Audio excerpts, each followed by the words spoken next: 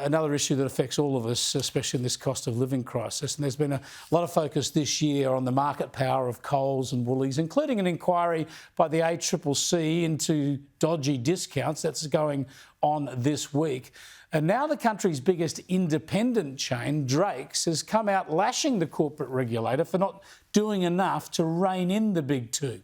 Let me bring in Drake's Supermarkets Director, John Paul Drake, live from Adelaide. Thanks for joining us, John. John Paul, great to catch up with you.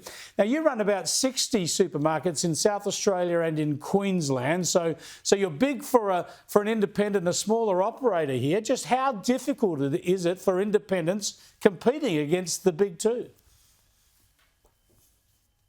It's exceptionally hard, and as you're very aware and as everyone's aware, there's a lot of action with the supermarket retailing sector, and the ACCC is definitely having a nice inquiry right now as we speak. But it's not one thing, and that's what we always talk about this, and pricing's come into play at this point in time.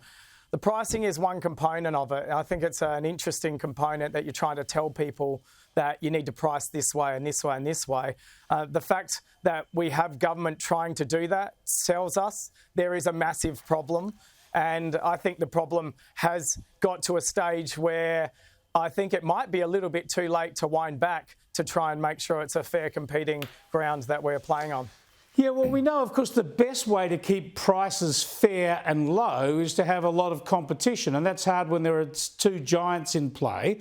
So aren't you suggesting what governments need to do is do what they can to support independence? That is, if there's, say, a new housing development and a lease going up for a new supermarket to serve it, maybe the big two shouldn't be up for that lease. Maybe you're suggesting that planning authorities or the ACCC should get in and open it up for independents to bid. Is that the sort of intervention you think is called for? Oh my God, we've got common sense talking here. I mean, the fact is the power that these players have isn't seen anywhere else in the world, maybe in China, but definitely not in America, Ireland, the UK. They put a market cap so you cannot be so powerful. You can literally control the whole lot. I have no idea why we haven't done this in this country. To have two players. And then when we're talking about supermarkets, but if we talk about retailing, $80 of every $100 spent in retailing goes to Coles and Woolworths. So when you look at it, it's not just the supermarkets, it's liquor, it's convenience, it's clothing stores. And I think the government has left it far too long. I think we're now in a situation where we're trying to reel back, and we call divestiture powers. I've heard them talk about it. Why don't you actually do something about it? And you can control what opens in the fair market. And it's a little bit hard for an independent player to be competing in a fair market when we know the duopoly is paying ridiculously over the odds for leases and in new developments, and they can afford to lose millions of dollars, where an independent retailer can't stack up that money to afford to lose millions of dollars ongoing. And you want to know what the government needs to do about it? Well, they actually need to do something about it. And unfortunately, I believe wasting all this money in a price inquiry and trying to tell people what they should price goods at I don't think it's going to get anywhere. I personally believe that you need to start from the very beginning, work on that market cap. You did it with the servos where you pulled those back in line to make sure you couldn't be too big. You need to have a look at it in supermarkets. And is it too late? Kenny, it may be too late, but I'm not sure that this is component. It's more than one thing. And, we talk about land banking. Coles were out there today. They were blatantly saying land banking, never done it. When we buy that property, we actually build on it.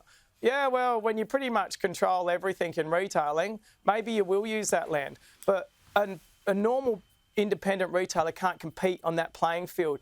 And all I am saying, it's about an even playing field. Yet this country, in a very short time, has let 500 supermarkets open from an overseas investor, an overseas company being Audi, and they had the red carpet given to them so they could easily open those stores. If they were going under the same powers that the same situation, the same rules that we go under, they'd still be opening up their 100th store instead of their 500th store. You know, it's not a fair playing field. And all we're asking is the independent sector is a fair playing field, because the price should be determined by people trying to be competitive. Absolutely. And I've said it many times. Ken, if you're not happy with where you're shopping because of what their tactics are, then vote with your feet. And Exactly. There's nothing more powerful than a customer voting with their feet. Vote with your shopping dollars. Thanks very much for joining us. John Paul Drake there from Drake Supermarkets. As he makes a lot of points, it's not just about pricing and discounting. In fact, that kind of misses the point.